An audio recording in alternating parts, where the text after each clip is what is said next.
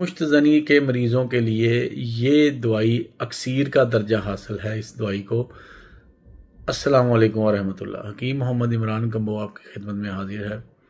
ये अभी एक हमारे फॉलोअर हैं, इन्होंने मैसेज किया है कि हकीम साहब मैं पहले बहुत मुश्तज़नी करता था, अब मैंने छोड़ दी है, लेकिन अब मुझे मज़ी के कतरे जो लेसदार कतरे हैं पेशाब से पहले और बाद में आते हैं। भाई मज़ी के कतरे उस वक़्त आते हैं जब कुछ सेक्स का ख्याल आए या को आप जिनसी हरकत करना चाहें उस वक़्त, या को फाहिश फिल्म देखें या को मतलब फाहिश तहरीर पढ़ें, उस वक़्त जो कतरे आते हैं मज़ी नुमा जो पानी की तरह के होते हैं उसे मज़ी कहते हैं। और जो पेशाब के बाद लेसदार कतरे आते हैं, थोड़ा सा ज़ोर लगाने से पखाना सख्त आ रहा हो और पेशाब वाली जगह से लेसदार कतरे आए, उसे हम जरियान कहते हैं।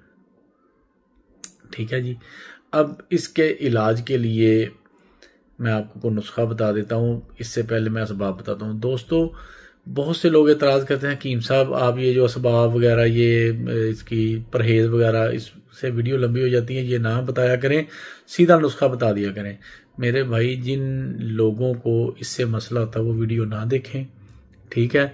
अगर कमेंट्स में फॉलोअर कहते हैं तो मैं जनाब ये बंद कर दूंगा ये जो तफसीली वीडियो बनाना। अगर फॉलोअर्स जितने हमारे जो वीडियो देखने वाले वो कहते हैं कीम साहब तफसील से वजूहात, असबाब, परहेज, खाने का तरीका, बनाने का तरीका बताएं, तो आज कमेंट्स में लिख दें, मैं इसी तरह ही वीडियो बना दिया करूंगा। अगर मुख्तसर कहेंगे तो 1 मिनट के अंदर अंदर की वीडियो बन जाएगी।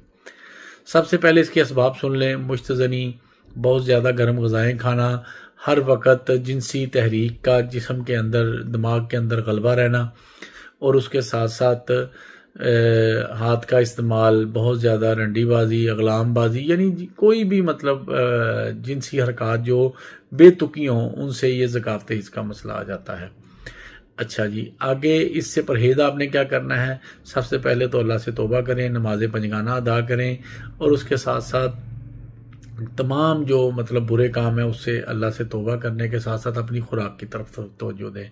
खुराक की तरफ तवज्जो ये है कि आपने तेज़ मिर्चें, मसाले, बर्गर, पिज़्ज़े, शवारमे, तिक्के, कबाब और ज़रूरत से ज़्यादा गोश्त का कसरत से इस्तेमाल, ये भी जो है ना वो आपको प्रॉब्लम में ले आता है। और इसके साथ साथ आपने ऐसी ग़िज़ाएँ खानी हैं जिसकी वजह से आपको कब्ज़ ना हो। बादी अशिया से परहेज़ करें, काबज़ अशिया से परहेज़ करें। काबज़ अशिया कौन सी होती हैं? मैदे से बनी चीज़ें। उसके अलावा गोश्त का बकसरत इस्तेमाल, फाइबर यानी रेशादार ग़िज़ाएँ, सब्ज़ पत्ते वाली सब्जियां ना खाने से भी कब्ज़ हो जाती है। तो इन चीज़ों से परहेज़ करना है। अब आ जाते हैं इलाज की तरफ। इसका इलाज इंतहाई आसान और सादा होता है।